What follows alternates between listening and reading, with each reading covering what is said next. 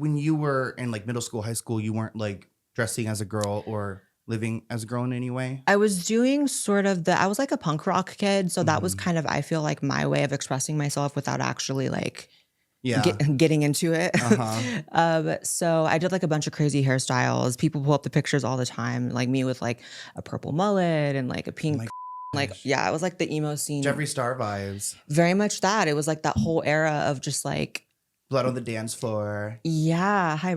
The It was, DC, I know, the DC shoes. yeah, it was very much that. And it was a time where like gender didn't necessarily like, it wasn't like so politicized. The trans shit wasn't politicized, and like Yeah. expressing yourself differently wasn't like a political thing like it is now. Mm-hmm. So I was just having fun. So at some point you described like this dysphoria as like a mental illness. Mhm. So would you consider yourself then mentally ill because you are For sure. transgender? Yeah. For sure. So do you think there are transgender people who aren't mentally ill? Like, do you think there's trans people out there that Yeah, exist that aren't mentally ill, or do you think it is like just generally a mental illness? well, I think that there are a lot of people who call themselves trans that are not. Yeah. So, so those people, perhaps they're not, or maybe they have some other things going on. But gender dysphoria itself, I believe is a mental illness, and I have to say I believe because it technically was taken out of the DSM-5 Okay.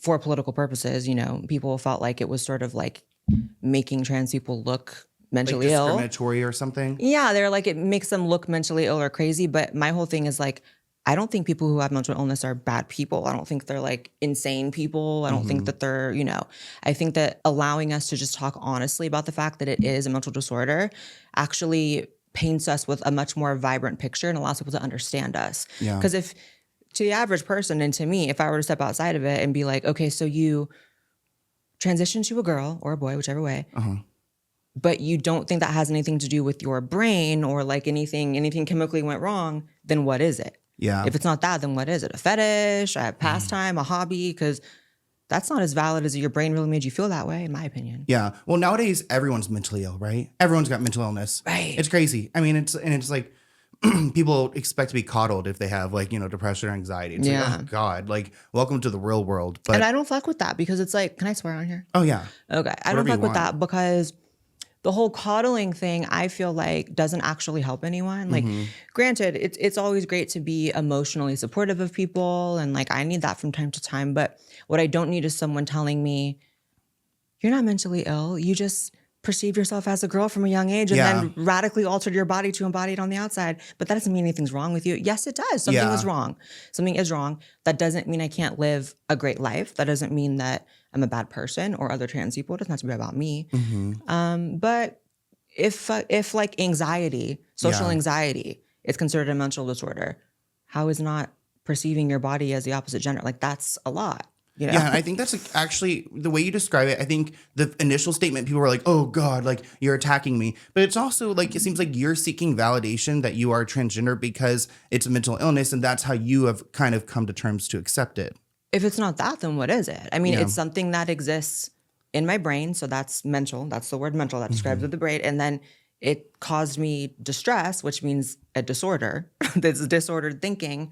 So to me, it just all makes all the sense in the world. So I was at dinner with a friend the other day, and they were telling me that they listened to like a statement that you said where you described, I guess, like transgender women as still a category of man. So like when I look at you, or even like, you know, Gigi Gorgeous, Nikita Dragon, like there's nothing that's giving man. I feel like it doesn't, there's no, like if you were to define what a man is, if there is a definition out there, I mean, how can you explain that you would be like, I mean, does your partner call you boyfriend or call you husband? Like, why do you think that a trans woman fits into the male category? Well, because they are male, you know, like I have a dick. So it's like, I mean, it doesn't have to mean that I embody all the characteristics of a man, because there are men who identify as men who do not embody all the characteristics of a man, or what we would think, you know. So for me, it was just about having like, that clip was from a very just like literal conversation I was having. It's like, I believe in, you know, if someone makes an honest transition, is living life a certain way, there is never a reason to call them a man to their face, be rude, be like he. But like if we're having a talk about science, then there's like a scientific way to look at it, and then there's a social way. So for me, just because scientifically I'm a whole man doesn't mean, and biologically, that doesn't mean that socially it doesn't make more sense. This is the argument I had with Ben Shapiro. I had a debate with him on my channel. The only trans person to win a debate with Ben Shapiro, by the way. Let's get into that. And the debate was basically like, he was on a show talking about me, and he said, I wasn't there, and he said that Blaire's cool, but I would always call him a man in every scenario in real life. And I'm thinking, listen, if you and I went out to dinner, and let's say I got there first, and you had to tell the host at the front of the restaurant where your friend is. Are you going to say the man in the orange shirt, given that I'm wearing orange, or are you going to say the woman in the orange shirt? Yeah, you're not going to say he. It doesn't make sense. Yeah. So there's social reasons to call someone male or female that are different than biology, the same way that like you look at an adopted parent, who's really going to be the asshole to be like, you're not really a parent. Yeah. Biologically speaking, you are not a parent. It's like, okay, well, you're correct, but maybe just don't be a dick. So on your ID, your driver's license, it says Female. Yeah, female. Okay. Yeah.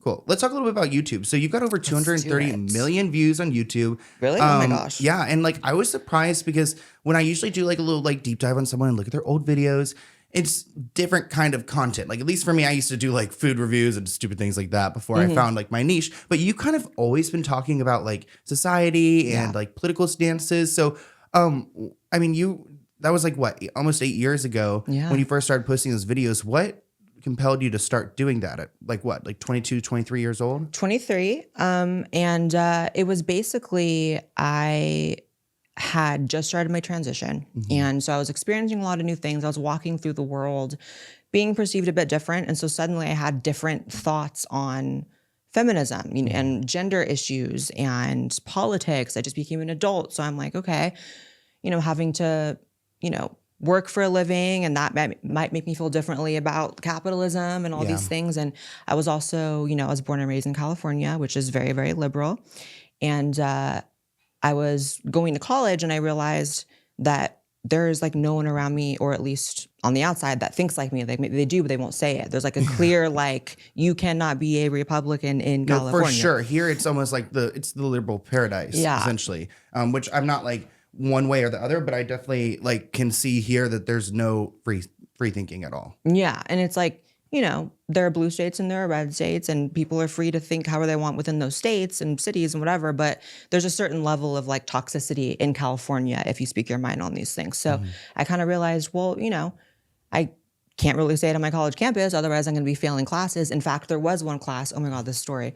So I was in I forget what class, but either way, my professor made us do a BuzzFeed quiz as a whole like assignment.